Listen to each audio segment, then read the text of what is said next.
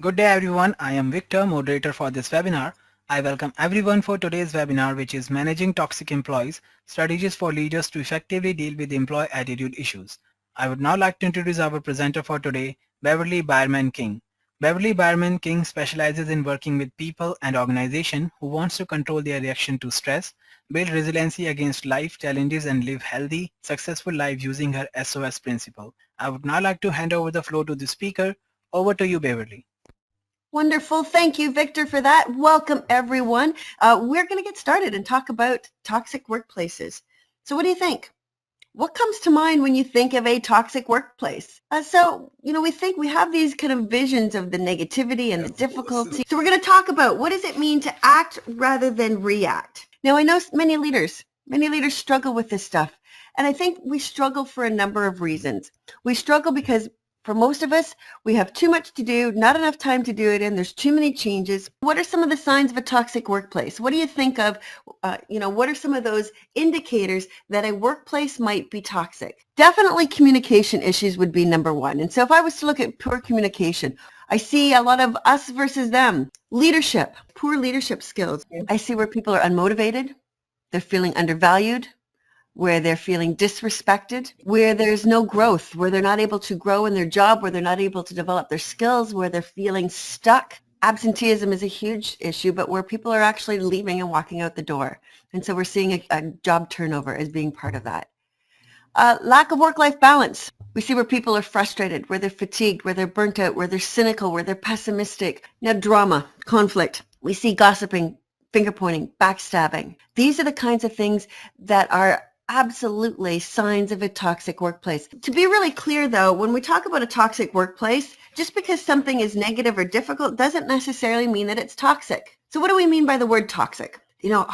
Being harmful, being malicious, being purposeful, there's intent involved. And so what they said is that workplace can be considered toxic if it's ineffective as well as destructive to its employees. So if we look at a toxic work environment, for me, it's where an employee finds it difficult to do their job, to progress, to excel because of the atmosphere, because of the colleagues, the coworkers, and the culture around it. Toxic workplaces can lead to hostile work environments. Toxic workplaces absolutely breed toxic employees, and toxic employees absolutely breed toxic workplaces. What are some of the challenges that you as a leader need to be aware of? What is your role in dealing with these things as a leader? And then how do we address some of these toxic workplaces? So the first piece is identifying what the challenges are. What are the challenges of dealing with difficult people, negative people, toxic work environments? So when we talk about the behaviors, we need to know what is it that we're looking for. Highly entitled. We're going to talk a lot about differing core values. Being selfish, self-centered. It's all about you. You can't see outside of, from anybody else's perspective. Being passive-aggressive. And then attention-seeking. Some employees are just not the right fit. As we move forward from 2023 to 24, 25, really it is going to be about workplace culture. We know that culture is powerful. It's what keeps people there. So let's talk a little bit about values. Your workplace values are the guiding principles. They're the most important way about the way that you do your work. Everything that we say and everything that we do either negatively or positively impacts our culture. This is a focus in on civility. It's an interesting word. It's about the concern of, for other people as well as ourselves, about respect. It's about concern for the rights of others. It's inclusion. I know that the very best leaders get very attentive in these situations. The other thing that I realize that really good leaders do is they don't get stuck in the all or nothing thinking. Part two. What are our reactions?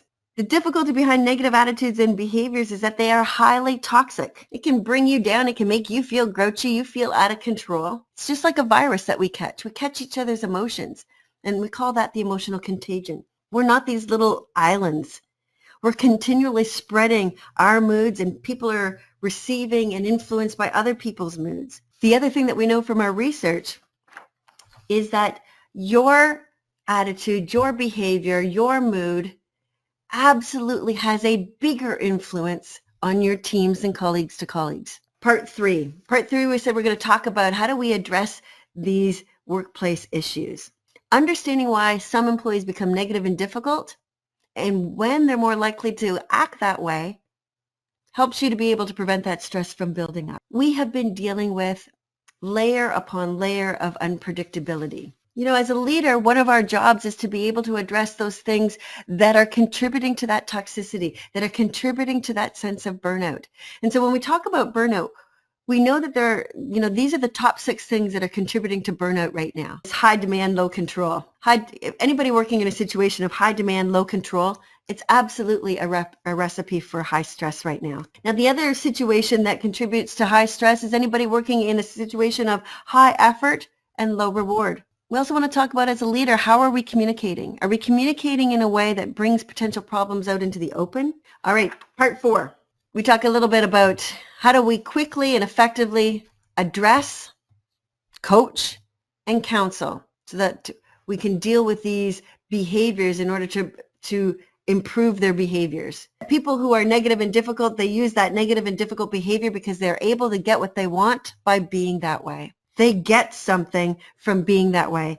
And as a leader, your goal is to stop rewarding those irritating and negative and difficult and toxic behaviors. Now, some people who we find negative or difficult or toxic, it's more that our values are rubbing against each other. So how do we have this conversation? Now, the first one says, prepare ahead of time. Now, the next one says to open up the conversation by listening. And then you're going to provide some feedback. We outline the expectations. What are the undesirable or inappropriate behaviors? And then we want to move to problem solving. So this is how I would outline the conversation. But one of the things that I think is the biggest area that people miss is this next one, which is the follow through. One of the biggest mistakes, I think, when it comes to dealing with negative employees is that after we address the toxic behavior, we consider the matter is closed, it's put away, we will never talk about this again. I'm going to wrap this up because I know we're kind of coming close to the end of our time, but I want to really make sure, and I think this really leads into what Andrew was saying, is that self-care is absolutely crucial. So it's absolutely critical that we're taking care of ourselves.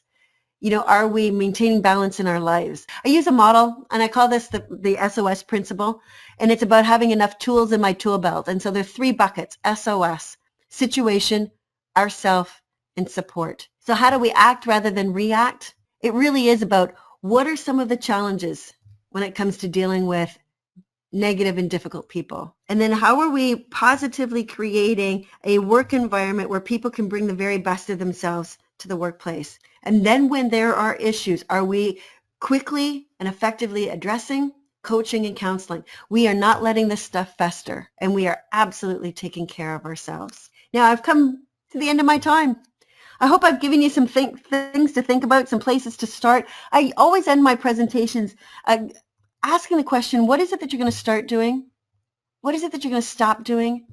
And what is it that you're going to continue doing when it comes to dealing with these toxic behaviors? So how do you go from backstabbing and gossiping and toxic? It really is about being present. It is about being purposeful and creating that workplace that we desire. So your homework, what are some of the reactions that you're seeing within your workplace, within your team?